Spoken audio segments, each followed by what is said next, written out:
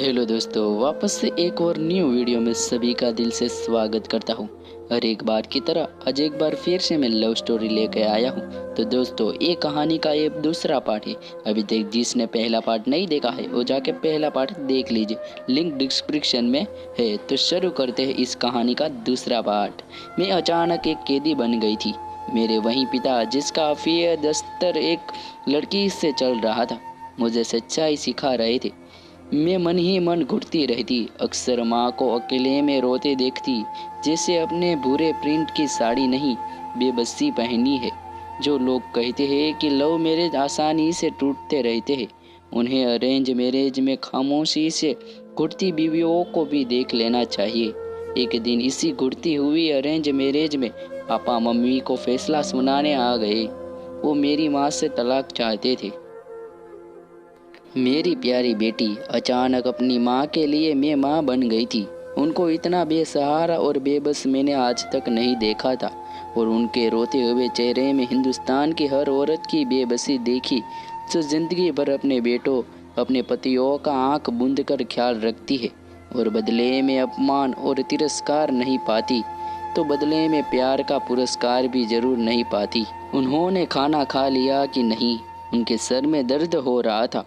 Office में कैसे काम कर रहे होगे? उन्हें भिंडी अच्छी लगती है। मैंने अभी खाना नहीं खाया तो क्या, जरा बाजार जाकर भिंडी ले आती हूँ। यही तो है ना हमारी कहानी। मेरी माँ ने भी अपनी शादी के 18 साल यही किया था। उनकी शादी उनके माँ बाप ने जबरदस्ती जिस इंसान के साथ कर दी थी, उसकी अपने पति की यही सोचकर सेवा की थी। अब तो यही जिंदगी है। जो वो खाते थे, माँ ने अपनी पसंद बना ली थी। जो रंग उन्हें अच्छा लगता था, उस रंग की साड़ियाँ माँ ने पहननी शुरू कर दी थी।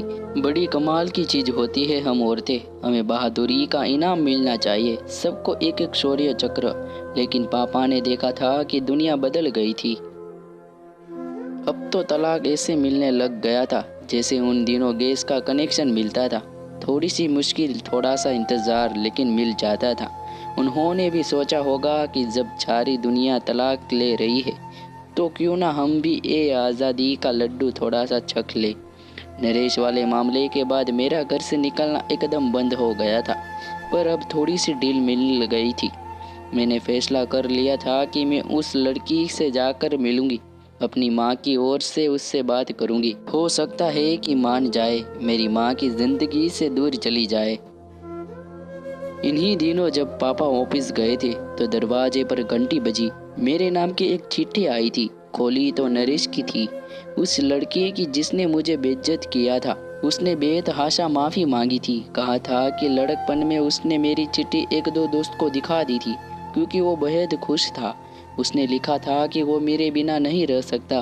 तुम तो जानती हो बेटी, हम लड़के कैसे होते हैं। मैं उससे फिर मिलने को राजी हो गई। मेरी प्यारी बेटी, अपनी माँ का दर्द कम करने के लिए उसने ही एक दो बार झूठ बोलना शुरू कर दिया। मैं पापा के सहयोगी को फ़ोन करके अंकल अंकल कहकर कभी कभी मासूमियत से उससे ये जानने की कोशिश करती थी कि वो लड़की कौन थी। कभी कभी नरेश से भी मिल लेती थी। यूँ तो नहीं कहूँगी कि पुराने दिनों की तरह उससे प्यार करने लगी थी, लेकिन हाँ, मेरे रूखेपन की बर्फ थोड़ी पिघलने लगी थी। मैंने एक दिन एक पीसीओ में जाकर कांच वाला केबिन ठीक से बंद करके पापा के ऑफिस फ़ोन किया। मैंने नाम बदलकर उस लड़की से पूछा। मुझे बताया गया था कि उसका ट्रांसफ़र पास ही एक कस्बे में हो गया था। अब समझ आ गया था कि उस छोटे से कब्जे से, जहां हमें कोई जानता ही नहीं था, क्यों अचानक रजिस्टर्ड पोस्ट कर आने लगी थी पापा के नाम। उस दिन मैंने पापा को मम्मी से यह कहते हुए सुना कि ऑफिस के किसी काम से अगले दिन दिल्ली जाना है।